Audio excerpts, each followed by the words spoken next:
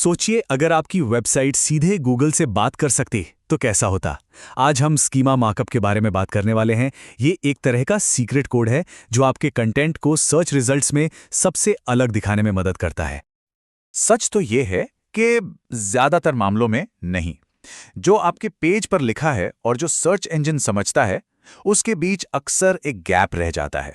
तो इस गैप को भरा कैसे जाए, यहीं पर स्कीमा मार्कअप की एंट्री होती है। तो चलिए देखते हैं कि आज हम क्या क्या कवर करने वाले हैं। हम इन 6 जरूरी हिस्सों पर बात करेंगे ताकि स्कीमा की पूरी कहानी समझ आ सके और इसका सही इस्तेमाल भी किया जा सके। तो सवाल ये है कि आखिर ये स्कीमा मार्कअप है क्या भला? चलिए इसे एकदम आसान भाषा में तोड़ते हैं, कोई टेक्निकल जागरण नहीं।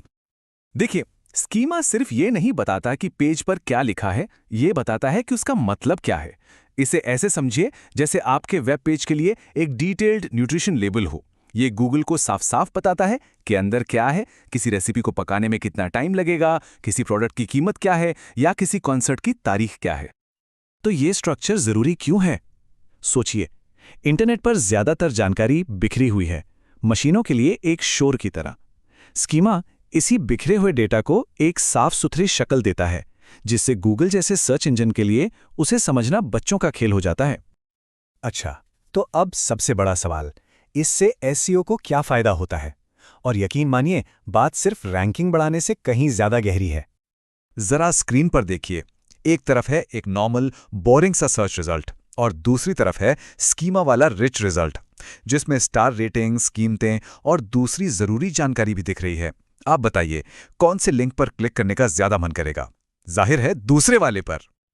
और मजे की बात तो यह है कि गूगल खुद ये मानता है कि स्कीमा सीधे रैंकिंग पर असर नहीं डालता।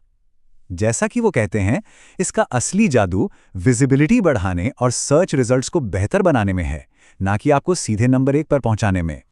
तो असली फायदे क्या हुए? स्कीमा आपको भीड़ से अलग खड़ा करता है, ज्यादा क्लिक्स लाता है, और क्योंकि आज भी बहुत सारी वेबसाइट्स इसका इस्तेमाल नहीं कर रही हैं, ये आपको अपने कॉम्पिटिटर्स पर एक जबरदस्त बढ़त देता है।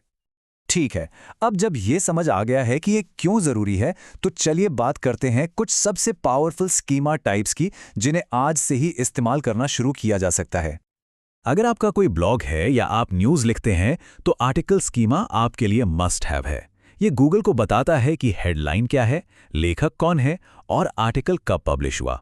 मिसाल के तौर पे, ये गूगल को ये समझने में मदद करता है कि जॉन डो लेखक का नाम है, ना कि आर्टिकल का टॉपिक। अब मान लीजिए कि कोई नया हेडफोन ढूंढ रहा है। क्या वो उस लिंक पे क्लिक नहीं करना चाहेगा जहां उसे सर्च रिजल्ट में ही कीमत और रेटिंग्स दिख जाएं? बस product schema e commerce sites के लिए यही कमाल करता है। ये एक गेम चेंजर है। एफएक्यू स्कीमा तो बहुत ही कमाल की चीज है। क्यों? क्योंकि ये सर्च रिजल्ट पेज पर काफी ज्यादा जगह ले लेता है। ये आपके कॉम्पिटिटर्स को सीधा सीधा नीचे धकेल देता है और लोगों को उनके सवालों के जवाब तुरंत दे देता है। लेकिन बात यहीं खत्म नहीं होती। कुछ ऐसे स्कीमा भी हैं जिनका लोग ज्यादा इस्तेमाल नहीं करते, और यहीं पर असली मौका है। सोचिए, अगर आप ऑनलाइन कोर्सेज बेचते हैं, तो कोर्स स्कीमा का इस्तेमाल करके आप उन कॉम्पिटिटर्स से मीलों आगे निकल सकते हैं जो इसका इस्तेमाल नहीं कर रहे हैं।